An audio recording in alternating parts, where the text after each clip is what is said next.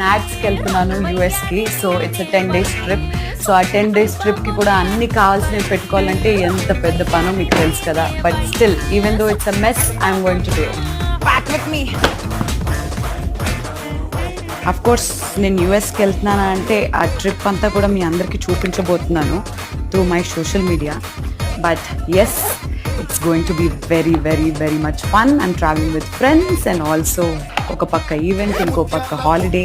It's going to be very interesting. Hey, you still packing? Almost set కానీ ఏదో missing.